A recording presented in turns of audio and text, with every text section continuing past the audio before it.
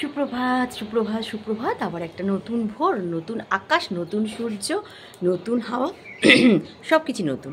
তো ফুলের টবগুলোতে এখানে নিয়ে এসেছি।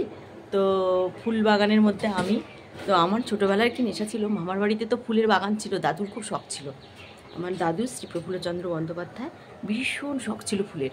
তো ওই মনোরচকের বাড়ির সামনে একটু জায়গা ছিল বা ছাদ, যেখানে দাদু পারতো সেখানেই মোটামুটি সবজি, বেগুন টেগুন সবই ফলতো, ফুলও ফলতো। তো আমার কি নেশা ছিল বলতো, সিনেমা টিনেমা দেখে এসে বা স্কুল থেকে আসার পর খেলতে যাওয়ার আগে মানে টুকু মাসি, আমি ছোটো মাসি খেতে খাওয়ার দাওয়ার মানে আমার কি খাবো আমি সেটা রেডি করতো। ততক্ষণে আমি সেই বাগানে সমস্ত ফুলের গাছ ধরে ধরে নাচ। এটা আমার ছোটোবেলার একটা বেশ ভালো একটা মানে খেলা বলো, এনজয়মেন্ট বলো, যতটাই বলো। আমি তো মামার বাড়ি মামা মাসিদের নিয়েই ছোটোবেলাটা আমার কেটেছে। তো ওখানে গান করে করতো, তখন ছোটো মাসিতেও খুব হাসতো ওরা, মানে নিজের মনের মধ্যে আর কি ফুলের মধ্যে দুলে দুলে। তো আজকে সেই রকমই আমারও ফুলগুলো বরের দৌলতে মোটামুটি ফুল ছোটো থেকেই ভালোবাসি, আর ফুল কেনা ভালোবাসি। তো আজকে একটা সুন্দর ভোর, সুন্দর একটা সকাল, সারাটা দিন তোমাদের ভালো কাটুক। আর আমি কি ব্রেকফাস্ট করছি দেখো, আজকে একটু চুড়চুড়ে কুড়মুড়ে ব্রেকফাস্ট, চল দেখাই। তো এখানে দুধটা ছানার জন্য বসিয়ে দিয়েছি, সকালের ছানাটা কাটতে দিয়েছি, ছানাটা হচ্ছে। আচ্ছা, এটা হচ্ছে এই যে একটু পেঁয়াজি আর একটু বাদাম আর একটু লঙ্কা নিয়েছি, মানে এটা অবশ্য জিরা ছোকা না, কালকে যেরকম জিরা ছোকা মোটাটা খেয়েছিলাম। অ্যাকচুয়ালি আমি সকালবেলা বা যখনই বলো রুটি লুচিপুচি করার সময় তো আমার থাকে না, আমি ওই জন্য এইটাই আমাদের মানে একদম ফার্স্ট প্রেফারেন্স। নাহলে খই আর নাহলে চিড়ে, এই আমাদের ব্রেকফাস্ট। তো রেগুলারই একই রকমই খাবার খাই। তো চলো সকালটা পেঁয়াজি দিয়ে মুড়ি দিয়ে স্টার্ট করে ফেলি। এটা কিন্তু বাড়ির পাতা আমার দই নয়, এটা মিষ্টি দই। মিষ্টি দইটা ভালো করে ফেটিয়ে নিলাম। দই মাছের মাছগুলো মাখিয়ে রাখার জন্য দইটাকে ভালো করে ফেটিয়ে নিয়েছি একটু হলুদের গুঁড়ো, জিরে বাটা, শুকনো লঙ্কা বাটা, এখানে হচ্ছে এটা আদা আর কাঁচা লঙ্কা বাটা আছে, আর ধনে গুঁড়ো। এই পুরো পেস্টটাকে আমি ভালো করে একসঙ্গে মাখিয়ে নেব। মাখিয়ে নিয়ে ওর মধ্যে মাছগুলোকে কিছুক্ষণ অন্তত 10-15 মিনিট আমি ম্যারিনেট করে রেখে দেবো। আর একটু নুন নিয়েছি, যেটা বলতে ভুলে গেছি। আর মিষ্টি নিলাম না, কারণ যেহেতু এটা মিষ্টি দই, ওই জন্য আমি মিষ্টি নিলাম না। তো এরপরে পেঁয়াজ আর রসুনটাকে ভালো করে কড়াই কষবো। কষার পরে আমি জাস্ট এই যে এর থেকে মাখানো মাছগুলোকে একটু একটু করে তুলে তুলে মাছগুলোকে দিয়ে দেবো। পরে কাইটা দিয়ে যেমন রুই তৈরি করি, এটাও ঠিক একই রকম, একই প্রিপারেশানে আমি বানাই। মাছগুলো ওই দই মাখানো মশলার সঙ্গে আমি ম্যারিনেট করে রেখে দিই। এবারে একদম আমি ভেটকি দইটা করবার জন্য নেমে পড়েছি আসরে। তো আসর এখন সরগরম। দেখো প্রায় 10 পিস খানিক মাছ আছে, পুরোটাই আমার মশলা মাখানো, এভরিথিং মাখিয়ে নিয়েছি। বাদ আছে শুধু একটু পেঁয়াজ বাটা আর রসুন বাটা, খুব অল্পই দিয়েছি, কারণ দই মাছে বেশি পেঁয়াজ টেয়াজ রসুন টসুন লাগে না, কালিয়া ফালিয়া করতে গেলে ঠিক আছে।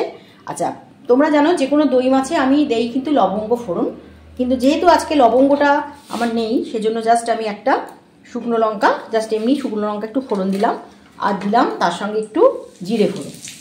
এক্সস্টটা চালিয়ে নিই, একটু জিরেও ফোড়ন দিলাম, বুঝেছো? আচ্ছা, জিরে আর শুকনো লঙ্কা সুন্দর গন্ধটা বেরোতে বেরোতে আমি দিয়ে দিলাম পেঁয়াজের বাটা, আর দিয়ে দিলাম রসুনের বাটা। তো আজকে আমি যেমন কোনো রকম টমেটো খাটোকে দিলাম না, আর দইটা আমার টকও নয়, তার জন্য আমি আজকে একটু টমেটোর সস যখন মশলাটা কষবো তখন দেবো। কারণ টমেটো সসটা এখন দিলে কি হবে, যেহেতু টমেটোর সসে একটু মিষ্টি আছে, চিনি আছে, তো অবশ্যই লেগে দিতে পারে। আর যেখানে আমার মিষ্টি দই, তার জন্য এখানে আজকে চিনি দেওয়ার কোনো প্রশ্নই ওঠে না। তোমরা যদি টক দই ব্যবহার করো দই ভেটকি করার জন্য, তাহলে টক দই ব্যবহার করার জন্য এইখানে এই সময় লবঙ্গ আর শুকনো লঙ্কা জিরে ফোড়নের সঙ্গে সঙ্গেই তোমরা এখানেই অ্যাড করে দেবে একদম লবঙ্গগুলো। আর লবঙ্গর গন্ধ দই মাছে প্রচণ্ড সুন্দর আসে। আচ্ছা, এবারে দেখো আমার অলরেডি মশলাগুলো সুন্দরভাবে একদম ভাজা ভাজা হয়ে গেছে, তেল ছেড়ে ছেড়েই এসছে। তো এইবার পেঁয়াজ ভাজার উপরে আমি দিয়ে দেবো একটু বিরিয়ানি মশলা। বিরিয়ানি মশলাটা তখন আমি অ্যাড করিনি, যখন আমি দই মাছটা করছিলাম তখন অলরেডি কিন্তু আমার তখন ওইখানে কিন্তু আমি বিরিয়ানি মশলাটা মাখাইনি, তো ওখানে মাখিয়ে দিলেও হয়। তো যেহেতু আমি মাখাইনি অল্পই দিলাম, বেশি দেবো না। ব্যাস, এবার বিরিয়ানি মশলাটা দিয়ে কষলাম। আর একটুখানি আমি লঙ্কার বাটা দিয়েছি ঠিকই, তাহলেও আমি কিন্তু দেবো একটুখানি লঙ্কার গুঁড়ো, একটু ঝাল হবে, কারণ এটা আমার 10-15 পিস মাছের কিন্তু, বুঝতে পেরেছো? তো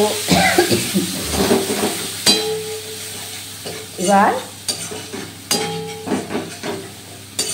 15 পিস কেন বললাম, আছে তো 10-11 পিস, আমি যে আলু দুটো একটা রেখে দিয়েছি, সেরকম হলে ওই ভাজা মাছটা দিয়ে এই মশলা, কাই মশলাটার মধ্যে আমি আস্তে করে অ্যাড করে দেবো। তো চলো এবারে আস্তে আস্তে আমি এর মধ্যে মাছগুলোকে অ্যাড করব। ভাজা যে মশলা কষাটা আছে এর মধ্যে আমি একটা একটা করে মাছগুলোকে অ্যাড করে দেবো। একটুখানি কমিয়ে দিয়েছি গ্যাসটা, কেন না গ্যাস কমিয়ে দিলে হবে না।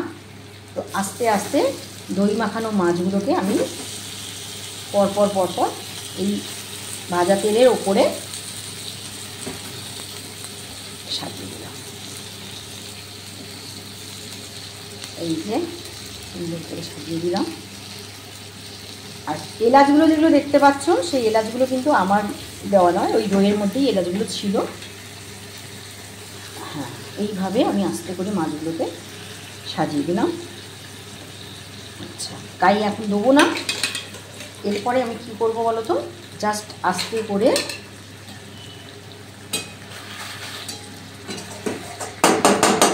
এর উপরে আস্তে করে আমি ঢাকনাটা দিয়ে দেব। এই যে ঢাকনাটা আছে, সুন্দর করে এর উপরে আমি ঢাকনাটা আস্তে করে একটু হোক, এপাশটা হয়ে গেলে তারপরে কি করব, এই মশলার কাইটা আবার অ্যাড করব, করে মাংসগুলো আবার উল্টে দেবো। দেখি কি হলো। হ্যাঁ, দই ভেটকি এই কালারটা এসে গেছে। এবার আস্তে আস্তে করে মাছগুলোকে আমি একটু এদিক ওদিক করে উল্টে দেবো। কষ্টটা হয়ে গেছে।